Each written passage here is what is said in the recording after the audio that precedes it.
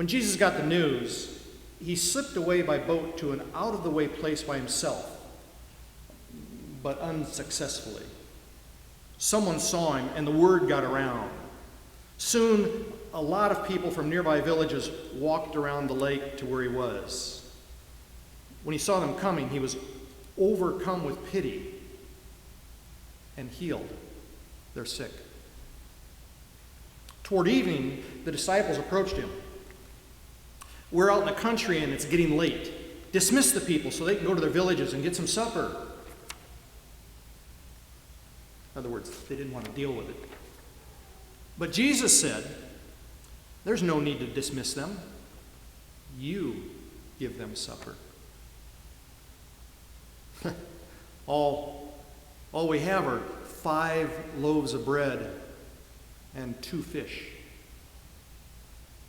And Jesus said, "Bring them here." Then he had the people sit on the grass. He took the 5 loaves and the 2 fish, lifted his face to heaven in prayer, blessed, broke, and gave the bread to the disciples. The disciples then gave the food to the congregation. They all ate their fill. They gathered 12 baskets of leftovers. About 5,000 were fed.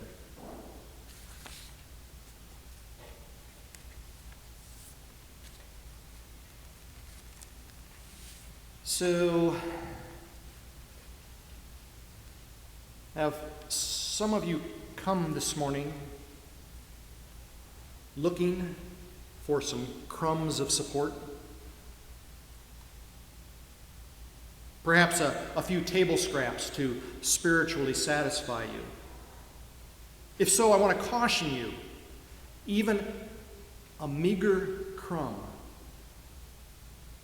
from Christ's table can be a transforming feast.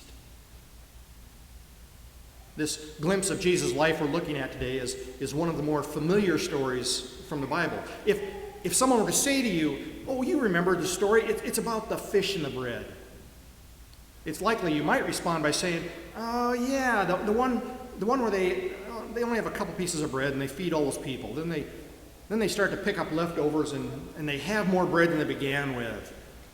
That's a nice story." Well, what you might really be thinking is, why doesn't that ever happen with my paycheck? Why doesn't that ever happen in my life? There are really 2 fish and loaf stories in the Bible. You might remember them. The first finds the disciples and Jesus along the Sea of Galilee, encompassed by a mob of some 10,000 people. They're seeking to know more about this Jesus, the one who cared more for them than for buildings. They wanted to understand what it was like to feel whole, to feel complete, what it was like to feel worthwhile. And so they came running when they heard where he was, running so fast that they forgot to pack any food.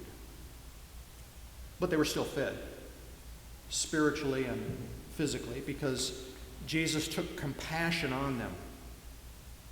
He had his disciples scrounge up some food, and as the story goes, 5 loaves of bread and 2 fish feed the crowd, the entire crowd, and there were leftovers. 12 baskets of broken pieces were gathered when everyone was done.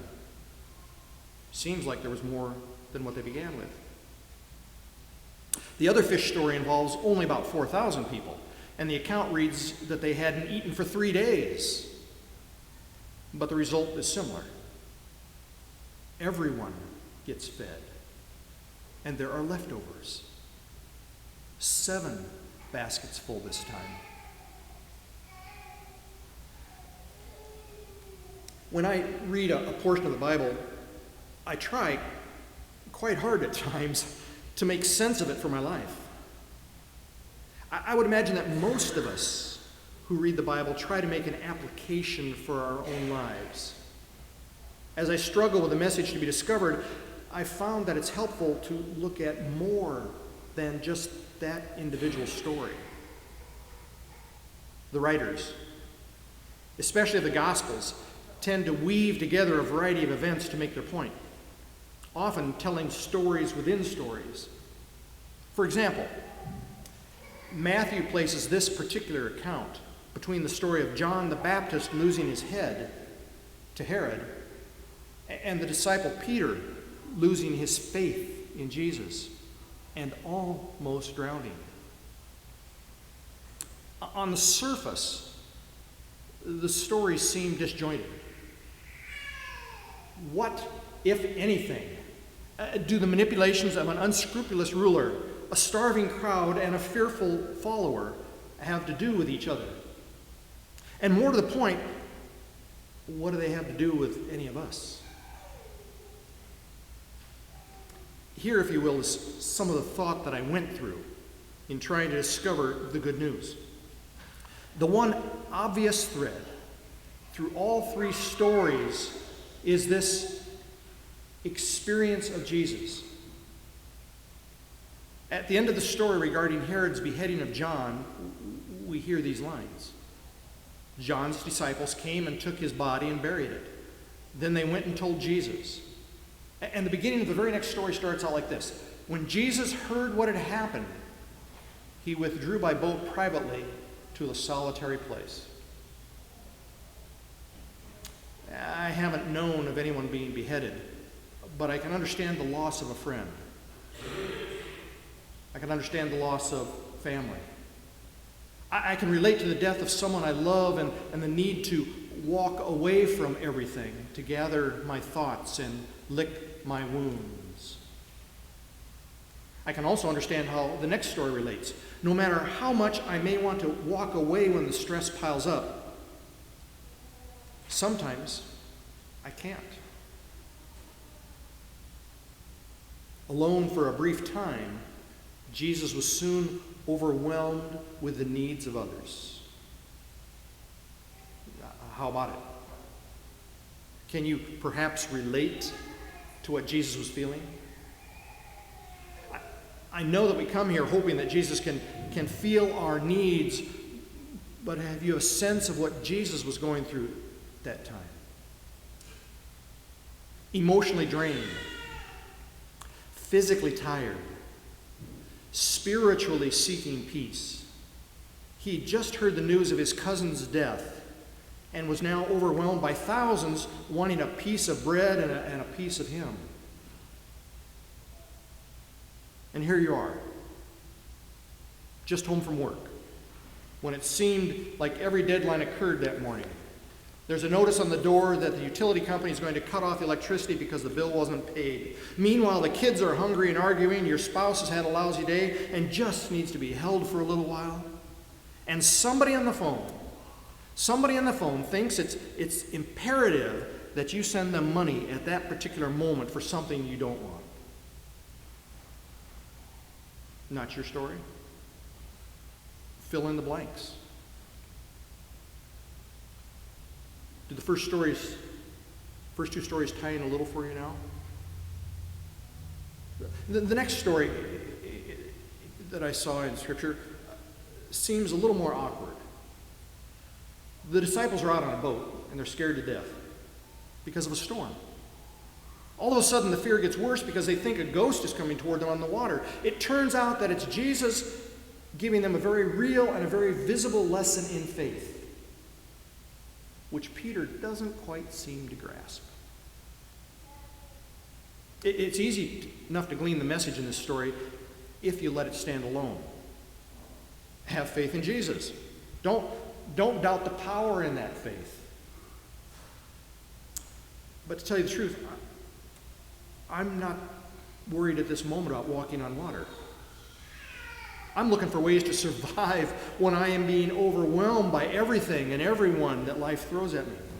I'm trying to find peace inside when the storm is raging all around me. And so I go back to the middle story. taking the 5 loaves and the 2 fish and looking up to heaven, he gave thanks and broke the loaves. Then he gave them to the disciples, and the disciples gave them to the people. They all ate, and they were all satisfied. And the disciples picked up 12 baskets of broken pieces that were left over. For me, the stories begin to mesh. They begin to make sense now in relationship to my life. You see, I believe that no matter how much God asks me to feed others, using the meager resources I might have, there will be enough, more than enough to go around. And I will be blessed with more than I began with. In the midst of the stress, at the peak of the tempest of fear and doubt, I can rely on the presence and the power of the Holy One. These stories are for me an affirmation that God will use me, but not use me up. Through Jesus, I'm not only called to feed others, I will also be fed. In fact, I will experience a holy feast if I trust in the abundance that God offers, and if I share that abundance with others. Consider taking the loaves and the fishes that God has given you, that God has shared with you, and share them with others. It might seem impossible. It might seem like there's been way too much loss in your life to risk sharing anything more. It might seem like you're being asked to walk on water. No matter what pressures you are confronted with, no matter what demands are made on you, God can turn the fears of a spiritual famine into a feast. Your emotional basket can be full rather than empty. Just a thought.